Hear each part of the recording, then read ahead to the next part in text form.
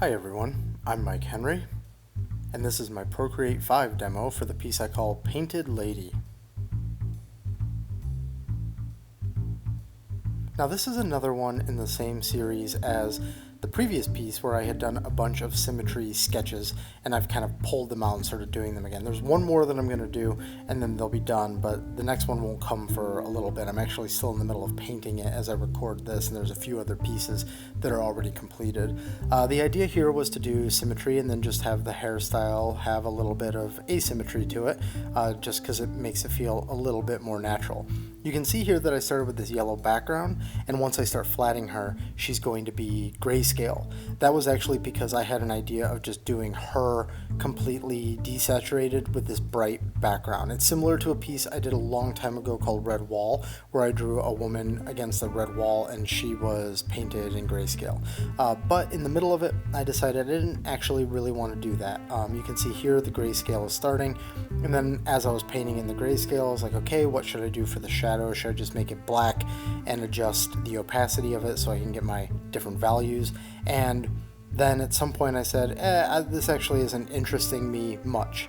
As I've stated in previous videos, what you see here on the channel is stuff that I just feel like doing.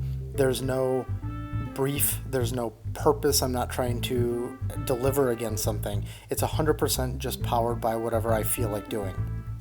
Because of that, I get to decide the direction of these pieces specifically around, am I in the mood? Is this fun to do? Am I doing something that actually artistically excites me? Or is this something that just is appealing to me right now? And that is the entire reason why I decide what I'm going to do. So if somebody had commissioned me to have a black and white woman against a yellow background, I would have stuck with it, I would have delivered it, but this is all just for funsies. And so from here, I just decide at some point, I think it's once I get her completely flatted, I go, okay, you know what, actually let's do color, and let's do a lot of color. One of the most interesting ways that you can impact your art without completely changing up your methodologies is actually with color. I think most artists gravitate towards certain palettes, and we find just certain things appealing. Like I was just saying about whether or not I decide to continue a piece, I think that we all find something that's appealing and we work it for a while until we eventually deviate from that, either out of boredom or just sort of natural development or natural deviation. And I think that when you find yourself kind of in that rut, it's important for you to identify a way to get out of it.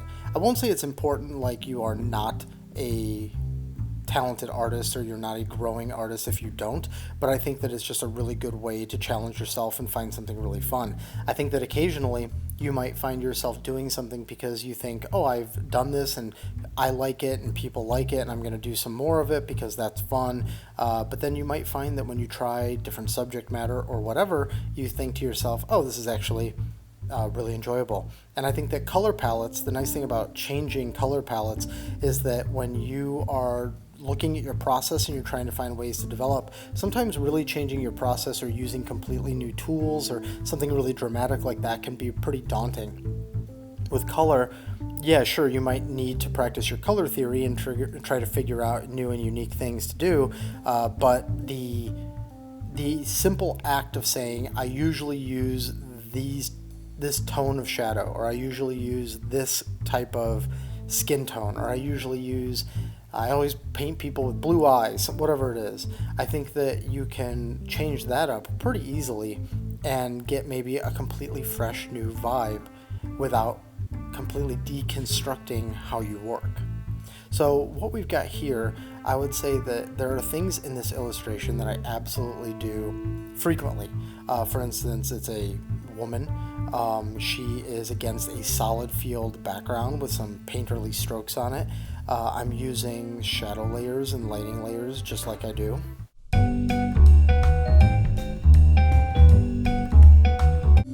But I'm also trying to use colors and color combinations that I don't frequently use. So this background being this slightly neon-y green yellow is not a color I would necessarily say I'm comfortable with.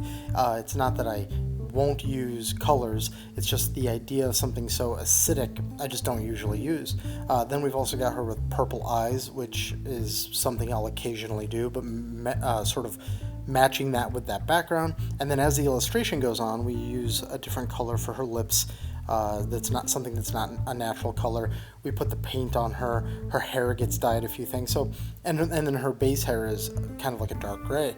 So it's a combination of colors that I don't normally use, and you could even paint something entirely in a palette that you're used to, and then color shift stuff towards the end to really experiment with things. Sometimes you may find that you paint something and you really like the way it came out, but if all you do is make the skin purple or take the hair a different way, or maybe slightly desaturate or oversaturate, whatever it is, that might bring something interesting that you hadn't previously considered. So just something to think about when you're working with your art is that color palettes are really fun to experiment with, but they're also pretty low risk. That's the important part.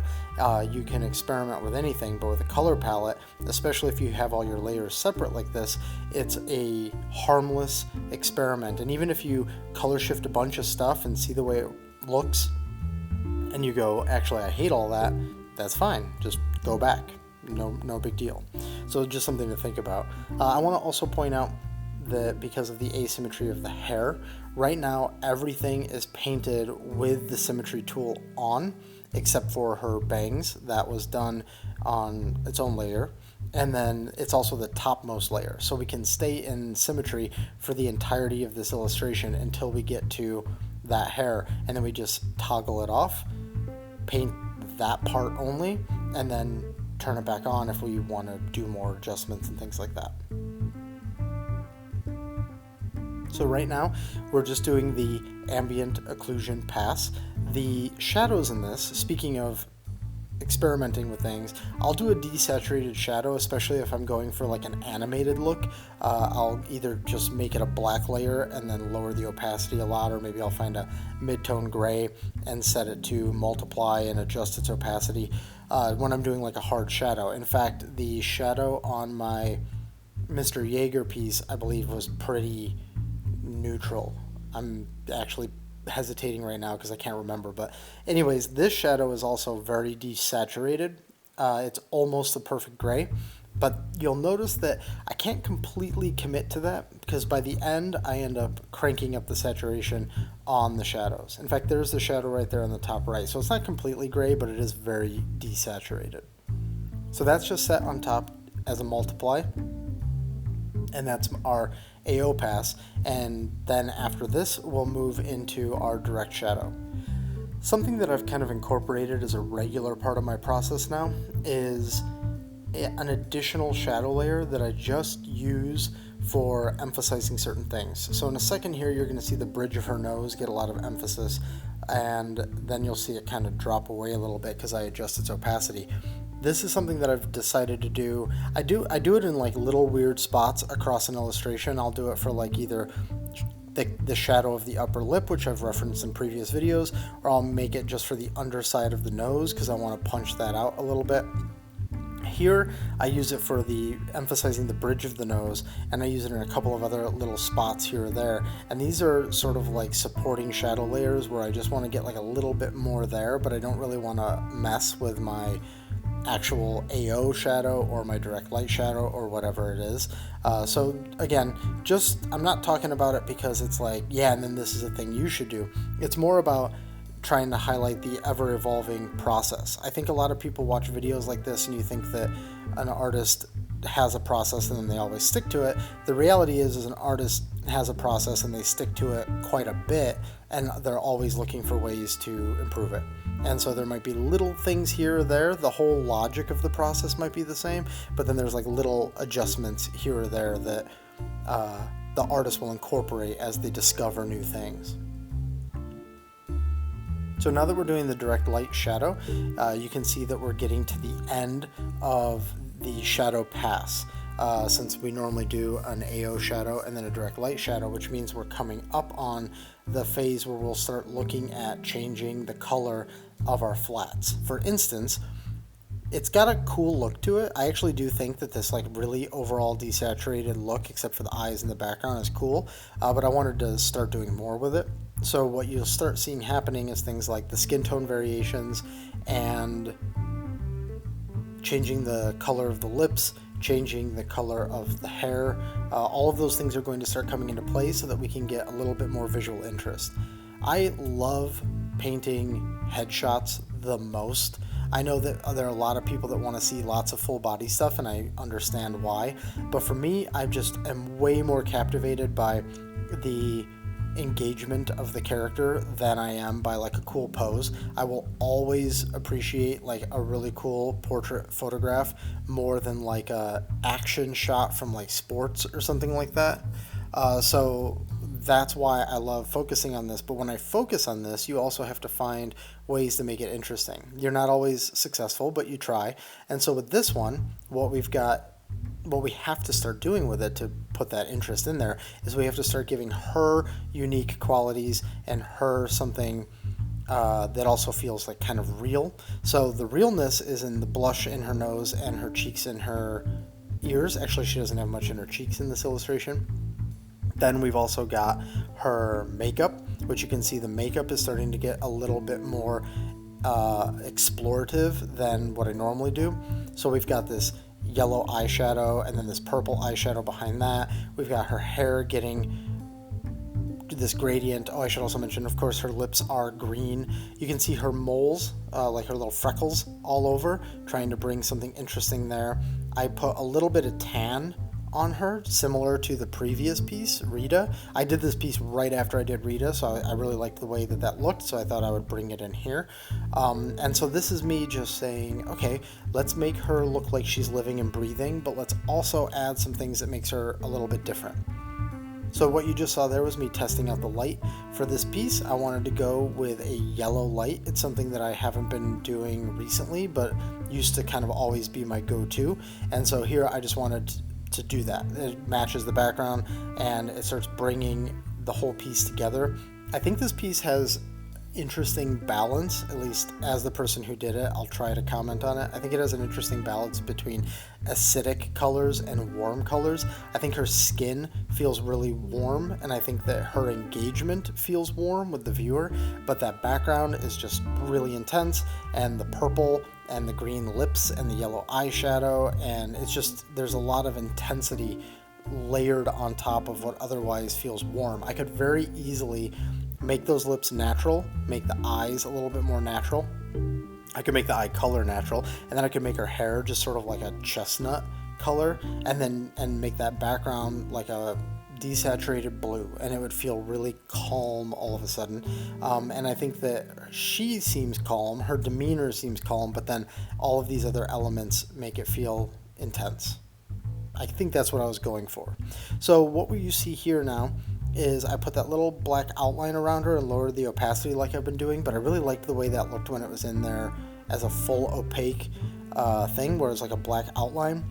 And then I had intended to do this paint thing almost from the beginning, and I thought that it would be a really cool thing to break up the symmetry but still embrace the symmetry. So we start painting in the white paint. This is done somewhere in the range of the flats so that we can still use all of the shadow layers and all that kind of stuff.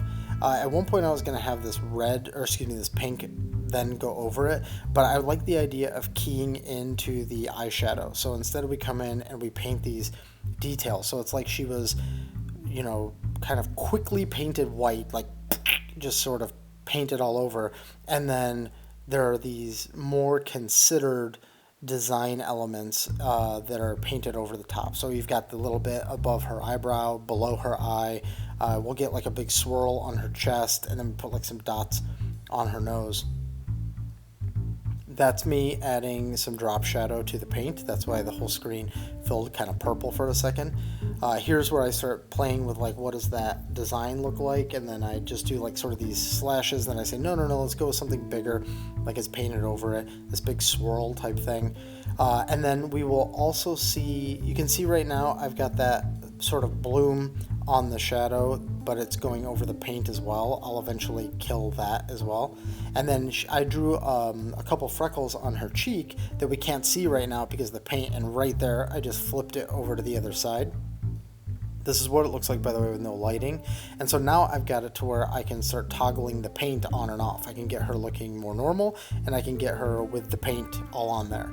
I had to sort of fudge what layers this paint is actually on, like where it is in the stack, just so I could pull it all off. But then we also have gone through and made sure that some of the bounce is correct. I think there might be a little bit more of that action that ends up happening. And at some point here, I duplicated the file, and I broke out like a painted version and an unpainted version so I could have my bounce layers be separate across the both of them. So at the end here, what we're going to see happen is a couple of things. I'm going to slightly boost the saturation. That was just done when I did a color balance. You can also see I'm bringing in that outline a little bit more strongly so that we can actually just make that an element of the illustration. And then I will also do a chromatic aberration pass. It uses the same technique from the last piece, the Rita piece, and you'll see that right here. That's what all this flickering is. You'll see it happen maybe a couple of times because I'm playing with it. I'm trying to decide how I want to do it. Maybe I want to change something, but I've already done the chromatic aberration, so I have to turn it back off again, adjust something, and then do the process one more time. It's not as easy as in Photoshop where you can just set up an action and kind of run it, but whatever. So here you see with the final color palette right here. So this has been color balanced with a couple of little adjustments. You can see in her hair the shadows go like a little green blue, but she has nice rich skin. There's a warmth to some of the highlights that there wasn't in the actual painting, and that was just done by messing with my color balance before I ran the chromatic aberration pass. Now here she is with the paint turned off with all of those layer effects on as well. And now we'll just do a scan through of both versions so that you can see them up close. There are subtle details because you can't do the chromatic aberration as robotically as in Photoshop, but it's more or less the same image. So thanks for watching. I hope you enjoyed this one. There was a bunch of unique sort of little choices in this one that I don't normally make, so I hope that was interesting to see. If you did enjoy this video, please consider liking and subscribing, and I will see you on the next one. And if you're looking for me on the internet, these are the places where you can find me.